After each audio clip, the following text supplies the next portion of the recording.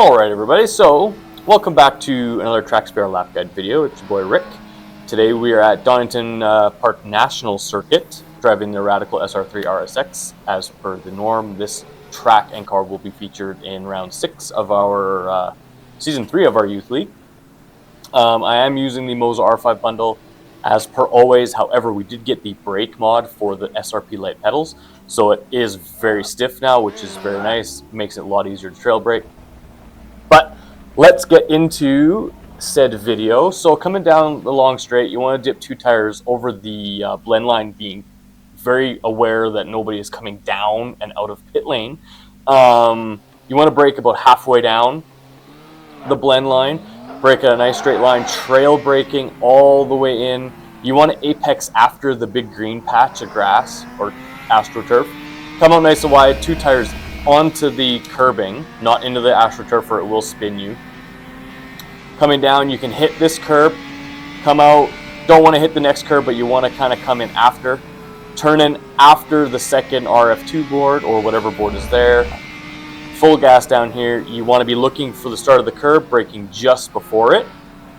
Turning in nice and early, you can use almost all of this curb.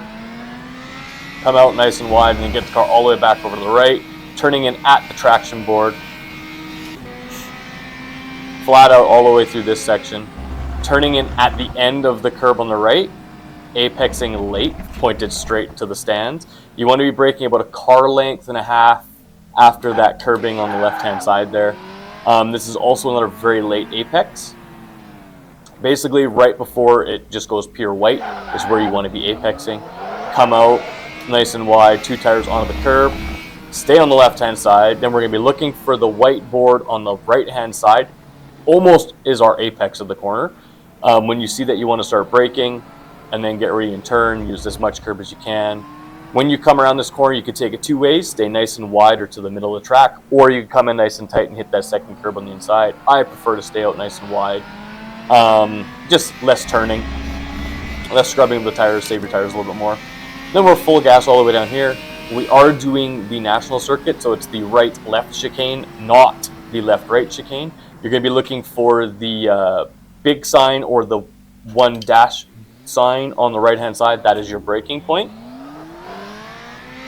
Braking nice and hard. You want to turn in late. You want to apex after the sausage curbs, and you want to have your car basically pointed at the apex of this corner, and you can almost go flat out. You should actually be able to go flat out through here. Just be careful of the curbing. And you're flat out, use the AstroTurf, and you're flat out all the way down. Get all the way back over to the left-hand side here, start a flying lap.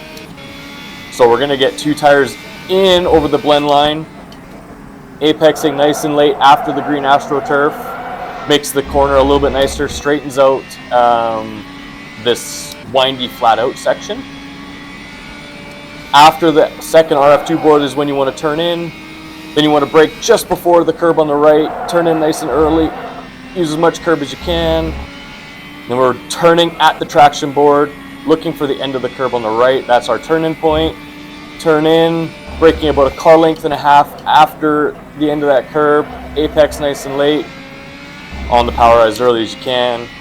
Coming up the hill, you want to brake. Like I said, I stay out nice and wide, try not to dip 2 tires into the grass. It's a little bit too wide for me, but that's okay. Then we're going to be looking for the big board, or the if it's just the 1 dash line braking marker, you can use that. And then you're flat out. Ooh, track limits a little bit. And then for quality laps, just stay to the right-hand side, just a little bit quicker. And there's your lap of Donington Park National Circuit. Now, getting into pit lane is kind of a nuisance. I've seen a lot of incidents here because you have to flick the car back over to the left very quickly when you come out of the last chicane. So let's go over that. And a 1:10.3 is actually a relatively slow lap in this car. I'm blaming it on the new pedal, don't mind me.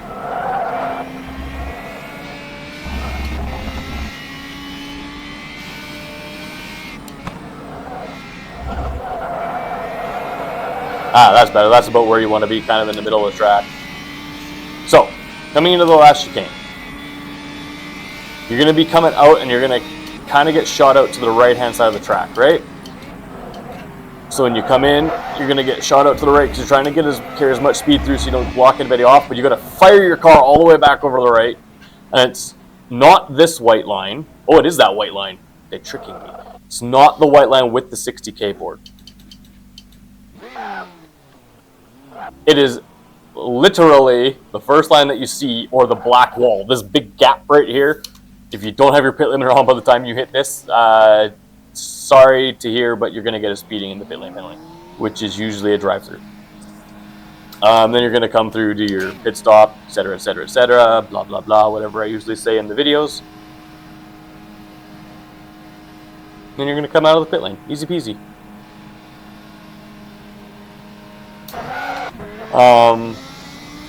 Yeah, so there is your lap guide for Donington Park National Circuit in the Radical SR3 RSX. All of the products that I use, the Moza R5 bundle, can be purchased at Trax VR. So if you're in the lookout for direct drive, a budget direct drive wheel that are very, very good, I highly recommend checking them out through Trax VR. They are very knowledgeable and help you guys out, no problem. On top of that, if you guys are enjoying these videos, don't forget to like, comment, and subscribe. Sorry, ADHD. But I will see you guys all in the next video, and happy racing.